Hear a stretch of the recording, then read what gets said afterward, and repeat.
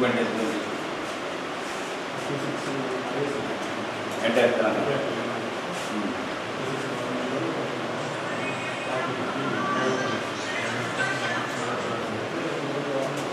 నేను గవర్నమెంట్ అడుగుతున్నాను, ప్రైవేట్ అడుగుతూ వేరే ఉండదు. నేను గవర్నమెంట్ ఆ కోల్పోయిన వాళ్ళకి అడుగుతాను. నేను తెలిసిన కాబట్టి మీరే కాబట్టి తెలంగాణలో 56 ఉన్నాయి. నందిపేట ఎప్పుడైంది వల్ల మేము సమాజానికి ఉపయోగపడే పనులు చేస్తున్నామా లేదు, లెక్చరర్లకు లేదు, మీ ఉద్యోగాలు మా ఉద్యోగాల జీతాల స్థిరత మేము పెట్టిన పాలిటెక్నిక్ ఉద్దేశం మేధావులు కావచ్చు, లేకపోతే విద్య మీద అవగాహన ఉన్నవారు సమాజంలో ఈ సమాజం ఎందుకు బాగుపడాలి అని ఎందుకు పెట్టారు. పాలిటెక్నిక్ కావచ్చు, ఐటీఐస్ కావచ్చు, లేకపోతే ఇంకా ఎనీ టెక్నికల్ వాళ్ళ ఆలోచన ఏంటి, వాళ్ళ ఆశయం ఏంటి, ఆ ఆలోచన ప్రకారం మనం పోతున్నామా లేదా, ఆ ఆశయం నెరవేరుతున్నదా లేదా అనేది అడుగుతున్నాం. తర్వాత 12 తర్వాత పాలిటెక్నిక్ ఆశయం అమలు ఎలా రోజు రోజు దిగజారుతుందా, రోజు రోజు ఇంప్రూవ్ అవుతుందా, ఇది చెప్పండి. సీనియర్ లెక్చరర్స్గా సీనియర్ స్టాఫ్గా చెప్పండి. మీరందరూ మేధావులు, చదువుకున్నవారు, అదృష్టవంతులు కాబట్టి నేను ఫస్ట్ ర్యాంక్ జీతం వస్తుంది. 9 కోట్ల మంది 2,50,000 జీతం వస్తున్నాం. మనం అదృష్టవంతులు భావించాలి. ఏ ఇబ్బంది పడండి. మీకు కులాలు ఉంటాయి, మీకు అసోసియేషన్ ఉంటాయి, మీకు పొలిటికల్ పార్టీ ఉంటాయి, రాజకీయ నాయకులు ఉంటాయి.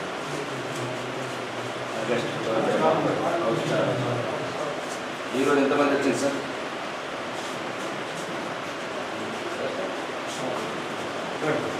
ఒక వెయిట్ నేర్చుకుంటాను మీద నేను ఒక స్టూడెంట్ నేర్చుకుంటాను. పోలీసులు ఎవరు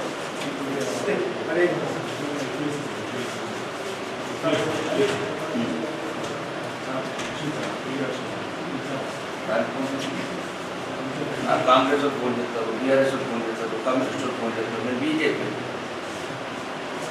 ఫోన్ లిఫ్ట్ చేయడానికి ఇబ్బంది ఉంది. నిజంగా వాడి జరిగింది. ఇక్కడ ఫస్ట్ సిటిజన్ నేను 6 నియోజకవర్గానికి, భారతదేశానికి రాష్ట్రపతి ఎక్కడో, రాష్ట్రానికి ముఖ్యమంత్రి ఎక్కడో, 6 నియోజకవర్గానికి వైద్య రాకేశ్వర శాసనసభ్యుడు ప్రథమ పౌరుడు ఫోన్ లిఫ్ట్ చేయని స్టాఫ్ ఉంటే ఎట్లా? ఏం నేర్చుకున్నాం మీకు చెప్పండి. నెంబర్ ఫార్వర్డ్ చేయు. టెక్నాలజీ ఉన్నది. కాల్ ఫార్వర్డ్ పెట్టారు. 11 పడుకున్నప్పుడు ఏం చేస్తామంటే కాల్ కాన్ఫరెన్స్ పెడతాము. ఇంకొక దగ్గర రాత్రి 2 గంటల ప్రజలకి మద్దతు ఎవరు పెట్టారు? ఏం చేసుకుంటావు? చంద్రమండలం మీద కాలు పెడుతున్నారు భారతదేశంలో. ఇప్పుడు కాల్ కాన్ఫరెన్స్ ఎంతమంది డివైడ్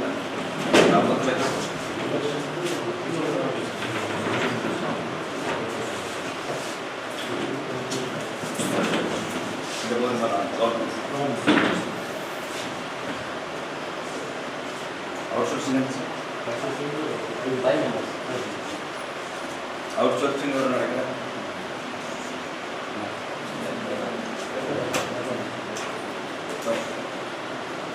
25 మంది. ఈరోజు ఎంతమంది వచ్చారు?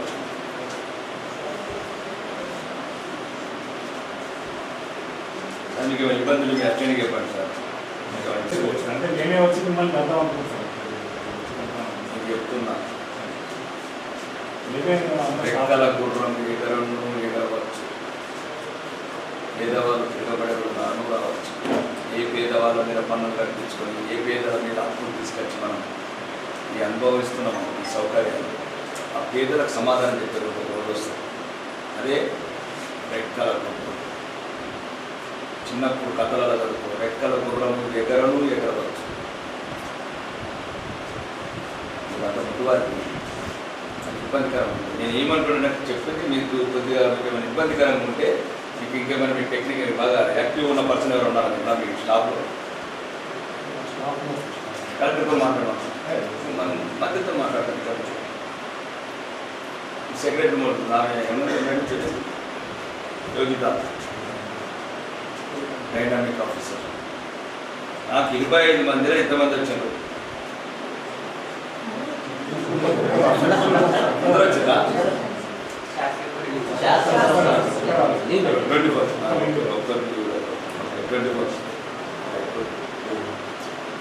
సార్ అటెండెన్స్ ఇప్పుడు ఇవి ఎక్కడ పెడతారు సార్ సిగ్నేచర్స్ 24 మంది?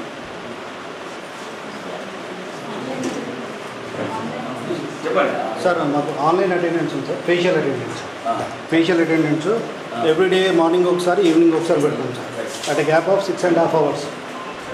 మార్నింగ్ మా కాలేజ్ 9:30 స్టార్ట్ అవుతుంది సార్. అది రీసెంట్ అయింది కదా సార్ అది రీసెంట్గా చేశారు. లేదు సార్ మాకు ఎప్పటి నుంచో అదే వచ్చి మధ్యలో చేశారు కొత్తగా లాస్ట్ వీక్ మాకు అదే biometric attendance sir. Recent government మాకు మీకు ఎప్పటి నుంచి ఒకరే చెప్పండి. అరౌండ్ 2017 ఆపరేట్ నుంచి మాకు స్టార్ట్ అయింది.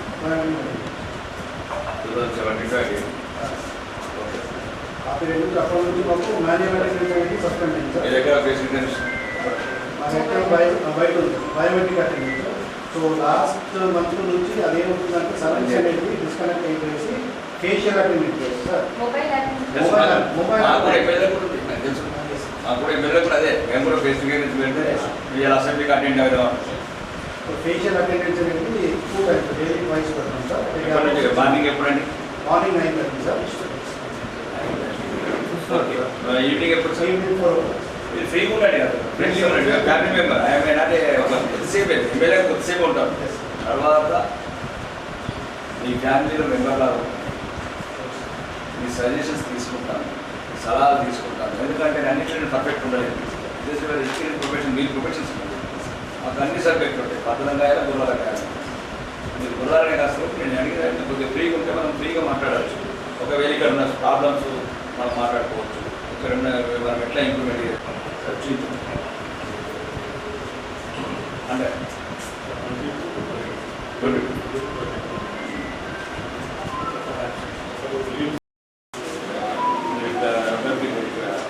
బయోమెట్రిక్ ఐడి ఉంది సార్. మా ఫ్యామిలీ బయోమెట్రిక్ ఐడి నెంబర్ ఇక్కడ ఐడియా ఇక్కడ వేసుకోలేదు. ఫర్ ఎగ్జాంపుల్ R1 అనుకోండి. For example R1 నొక్కాలి. ఏంటి ఇక్కడ వాళ్ళ చేయండి నేర్చుకోలేదు. అదే 1017 అంటే మన కాలేజ్ కాలేజ్ ఇది 2405 ఓకే.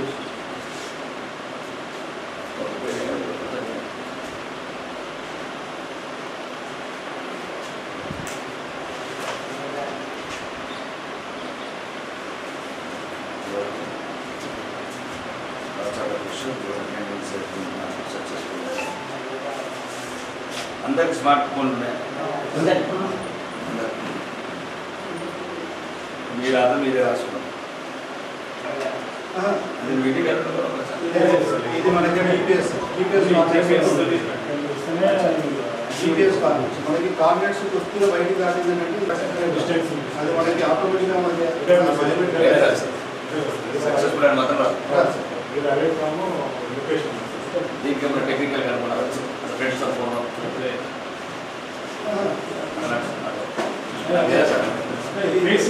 సార్. ఈ నెల ఈ సంవత్సరము 23,000 కోట్లు తెలంగాణ స్టేట్లో ఇప్పుడు చెప్తున్నాను. అంటే టెక్నాలజీ ఎవరి తెలివి వాడుకుంటుంది.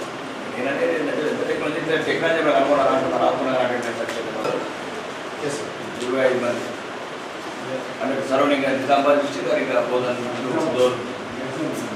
నిజామాబాద్ ఏరుడు ఆంధ్రనగర్ దగ్గర వస్తారా? ఇంకా ఆంధ్రనగర్ ఇంకా 25 కిలోమీటర్లు వస్తున్నారు.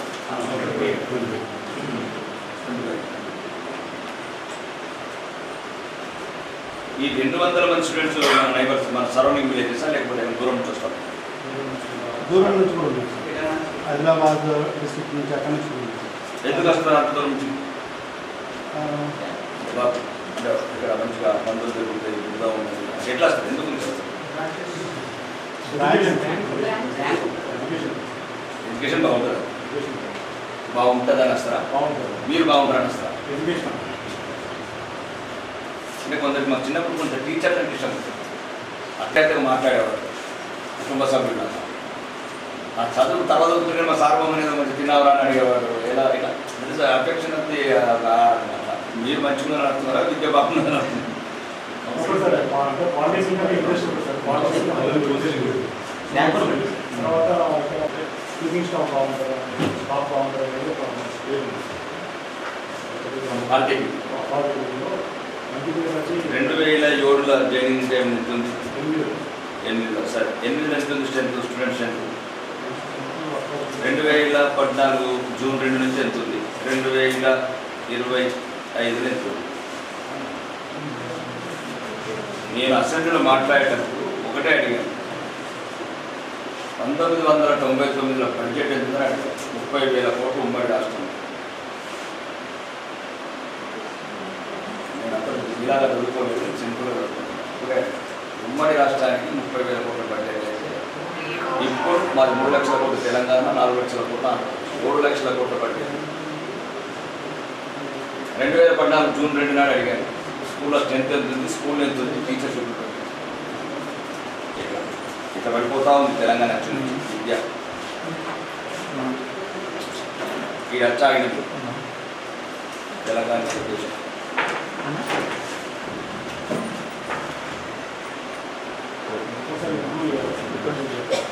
అదే ఇప్పుడు మీరే అందరం కలిసి కంపల్సరీ ఇప్పుడు దీని గురించి ఉండడు. చాలామంది మన క్లాస్మేట్స్ వాళ్ళందరూ టీచర్. ఒక ఫ్రెండ్ ఒక క్లాస్మేట్ వచ్చాను, ట్రాన్స్ఫర్ కావాలన్నమాట. అంటే 8 కిలోమీటర్లు అతను చేసేది 8 కిలోమీటర్లు అనుకుంటారు. రోజు అయిపోయినా ఏ గంటలో కాకపోతే అక్కడ ఫోటో వస్తుంది. లేదు నాకు దగ్గరికి కావాలంటే ఎక్కడని అడిగాను, చెప్పాడు. నేను అక్కడే ఇంటి పక్కనే కనిపిస్తా కదా అని నేను అక్కడే ఇల్లు కూడా నాకు అడుగు దూరమే కదా.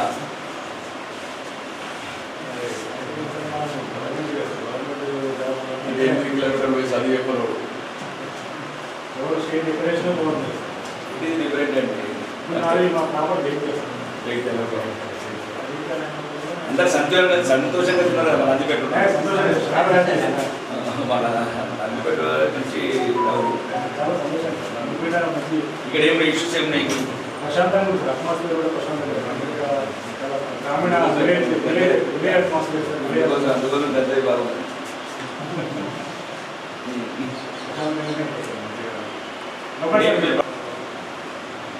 మార్చలేని మనం మార్చాలనుకుంటే మార్చేది ఏర్పడి అది ఇక్కడ ఉన్న ఈ సిచ్యువేషన్స్ వాటికి ఏమేమి స్టూడెంట్స్తో ఏమైనా ఇబ్బందులు అదే అంటే ఇట్లా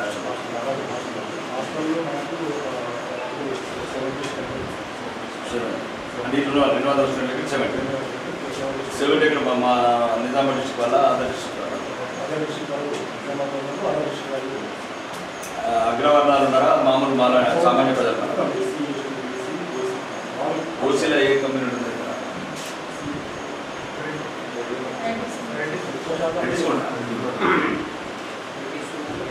అంటే అగ్రవర్ణాలు తక్కువ ఉంటారు రాష్ట్రంలో.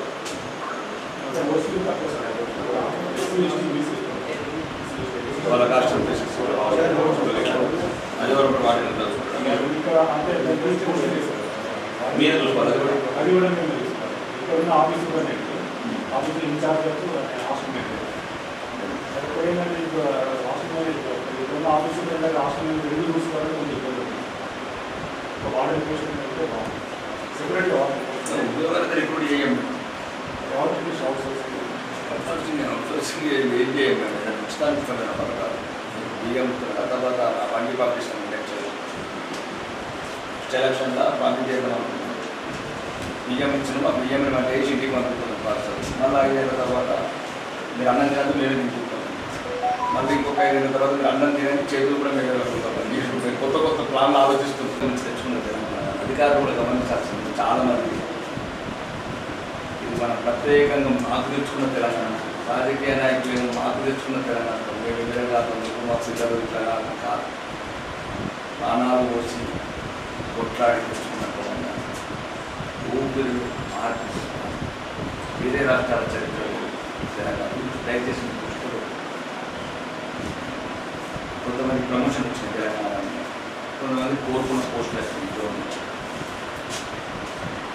దీనికి మనం సౌకర్యవంతం ఉండడానికి తెలంగాణ ప్రభుత్వం శ్రీకాంతాచార్య ఆత్మకాయ తగలబెట్టుకున్న బిడ్డ తగలబెట్టుకుంటుంది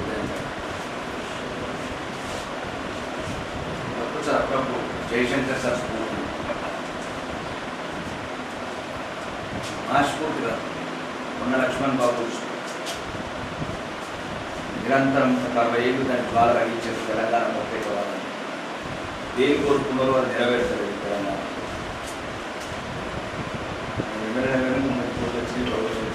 ఒకసారి ఆ వైపు కూడా ఆలోచించండి ఆ స్ఫూర్తిని మర్చిపోకండి చెప్పదలుచుకున్నది ఏంటంటే ప్రాబ్లమ్స్ ఉంటే మొగోటో ఇంకొంటే రాజకీయ సంరక్షించడం మీరేం చేయలేదు ఏదో జరగాల అంటున్నారు కానీ తెలంగాణ స్ఫూర్తి మాత్రం జయశంకర్ సార్ తెలంగాణ ఈరోజు మనం ఏదైతే కోరుకుంటున్నామో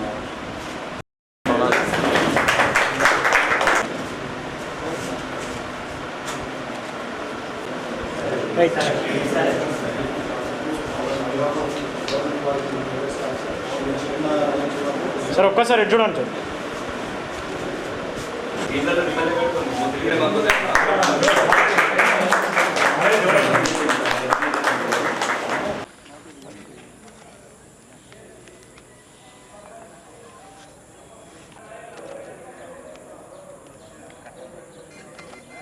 రైటా ఓకే చేపిస్తాను ఎట్లనే చేసి ఇక్కడ చేపిస్తాను లేకపోతే అవసరమైతే ఇంకొక నేనే పెట్టాను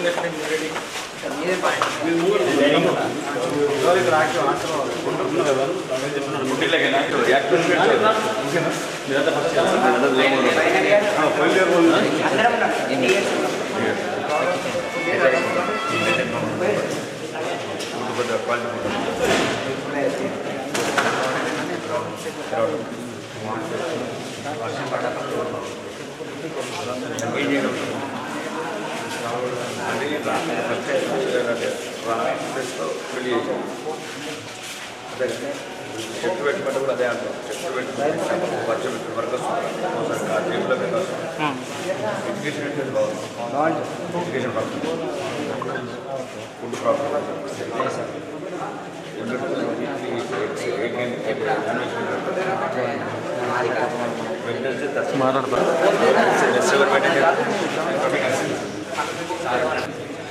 పేరు అందరం వెళ్తాం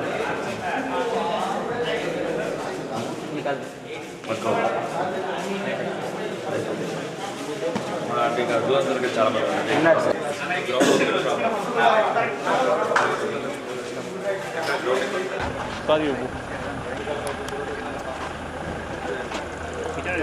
నందిపేట మండలం పాలిటెక్నిక్ కాలేజీలో ఉన్న సమస్యల పట్ల సందర్శించడం జరిగింది. అక్కడున్న ఉపాధ్యాయులతోని విద్యార్థులతోని అక్కడున్న సమస్యల మీద సౌకర్యాల మీద వాళ్ళ సలహాలు సమస్యలని తెలుసుకోవడం జరిగింది. మొత్తానికి అక్కడున్న స్టూడెంట్స్ అంతా చాలా సంతృప్తిగా ఉన్నారు. కొన్ని చిన్న విషయాలు తప్ప గ్రౌండ్స్ అట్లాంటి సంబంధిత అధికారులకు ఆదేశాలు ఇవ్వడం జరిగింది. పిల్లలకు ఏమేమి కావాలా స్పోర్ట్స్ గ్రౌండ్స్ కానీ ఇంకా మిగతా విషయాలు కానీ అన్నీ వాళ్ళకు అనుకూలంగా ఉండాలి, సౌకర్యంగా ఉండాలని చెప్పడం జరిగింది. అధికారులు కూడా రేపటి నుంచి పని మొదలు పెడుతున్నారు. అలానే ఉపాధ్యాయులకు కూడా ఒక దిశానిర్దేశం జరిగింది. విద్యార్థులని భావి భారత పౌరులుగా కోరి తెచ్చుకున్న తెలంగాణ, కొట్లాడి తెచ్చుకున్న తెలంగాణ, పానాలిచ్చి తెచ్చుకున్న తెలంగాణలో యువతరానికి ఆ గుర్తులు చెరిగిపోకుండా జయశంకర్ సార్ స్ఫూర్తి మర్చిపోకుండా ఏదో నడమనొచ్చిన కొమ్ములు కాకుండా 60-70 సంవత్సరాలుగా స్ఫూర్తిని నింపిన జాతి ప్రదాత, జాతి పీత ప్రొఫెసర్ జయశంకర్ సార్ ఆశయాలు కొనసాగించమని చెప్పినాం. విద్యార్థులను కూడా ఆ విధానంగా ఆలోచించమని చెప్పినాం. వాళ్ళకి కావాల్సిన సౌకర్యాలన్నీ సంబంధిత అధికారులందరికీ ఆదేశాలు ఇవ్వడం జరిగింది. మరీ ముఖ్యంగా ఇంకా జరగబోయే ఎన్నికలు, స్థానిక సంస్థలు, యువతనే దేశానికి భవిష్యత్తు. మీరు మీ గ్రామాలని మార్చుకోవాలా. గ్రామీణ ప్రాంతాలలో మౌలిక వసతులు కావచ్చు, విద్య కావచ్చు, వైద్యం కావచ్చు, ఉపాధి కావచ్చు, రోడ్స్ కావచ్చు, డ్రైనేజ్ కావచ్చు, వైకుంఠ ధామం కావచ్చు, గ్రామ పంచాయతీ కావచ్చు, గ్రామంలో కావాల్సిన ప్రతి సౌకర్యం, అంగన్వాడీ బిల్డింగ్ కావచ్చు, లైబ్రరీ బిల్డింగ్ కావచ్చు, ఇవన్నీ రావాలా. అన్ని వసతులతో గ్రామాలు విలసిల్లాలంటే సరైన నాయకులను ఎన్నుకోండి. కులమనొక్కడు, వాడనొక్కడు, వీధనొక్కడు మిమ్మల్ని ప్రలోభ పెడతారు. మీరు ఈ నందిపేట మండలం కావచ్చు, మొత్తం యువత మొత్తం కూడా చెప్పాల్సింది ఏంటంటే ఈ రాజకీయ క్రీడ కూడా మీ చేతుల్లోనే ఉంది. జరగబోయే స్థానిక సంస్థల ఎన్నికలల్లో నిజాయితీ పరులని, ప్రజల మీద ప్రేమ ఉన్న వాళ్ళని, దేన్నైనా ఢీ కొట్టగల ధైర్యం ఉన్నవాడిని, మీ రాకేష్ అన్నకు తోడుండేవాడిని, తెలంగాణ అసెంబ్లీలో గిరిగిస్తున్న గల్పు సమస్యలు కావచ్చు, విద్యా వ్యవస్థ మీద కావచ్చు, నిరుద్యోగం మీద కావచ్చు, లక్కంపల్లి సెజ్ కావచ్చు, ఇవన్నింటినీ మనం సాధించాలంటే ఇక్కడున్న స్థానిక సంస్థలలో ఉన్న ప్రతినిధులందరూ, సర్పంచులు కావచ్చు, ఎంపీటీసీలు కావచ్చు, ఇంకా డైరెక్టర్లు కావచ్చు, సొసైటీ చైర్మన్లు కావచ్చు, జడ్పీటీసీలు కావచ్చు, ఎంపీపీలు కావచ్చు, వీళ్ళందరినీ గెలిస్తే మళ్ళీ ఉద్యమం మొదలవుతుంది. చలో కొడంగల్. రాకేష్ రెడ్డి ఒక్కడే కాదు, రాకేష్ రెడ్డి ఎంబట ఈ సైన్యం ఆర్మూరు నియోజకవర్గ 90 గ్రామాల స్థానిక ప్రజల ప్రతినిధులు తీసుకొని అవసరమైతే బండెనక బండి కట్టి కొడంగల్ నుంచి ఖమ్మం దాకా దోసుకున్నదెంత, దాచుకున్నదెంత, తీసుకెళ్తున్నదెంత అవన్నీ గక్కిద్దాం. దక్షిణ తెలంగాణ నాయకుల్ని, మన నిజామాబాద్ జిల్లాని, మరీ ముఖ్యంగా ఆర్మూరు నియోజకవర్గం అభివృద్ధి చేసుకుందామంటే స్థానిక సంస్థల ప్రజలకు కూడా చెప్తున్నాను, తాగుడికి మోసపోకండి, కులాలకు ప్రలోభపడకండి, బంధుత్వము, ఊరుంచునోన్ని, ఎటువంటి నైతిక విలువలు లేనివన్నీ ఈ స్థానిక ప్రజలకు ఓటేయకండి. ఈ దేశం, ఈ ధర్మం, మీ పిల్లల భవిష్యత్తు ఉండాలంటే నాకు కావాల్సిన సైన్యాన్ని ఇవ్వండి. ఆ సైన్యానితోని కావాల్సిన నిధులు తీసుకొచ్చి అన్ని గ్రామీణ ప్రాంతాలందరినీ అభివృద్ధి చేసే బాధ్యత నేను తీసుకుంటాను. జై హింద్, జై భారత్.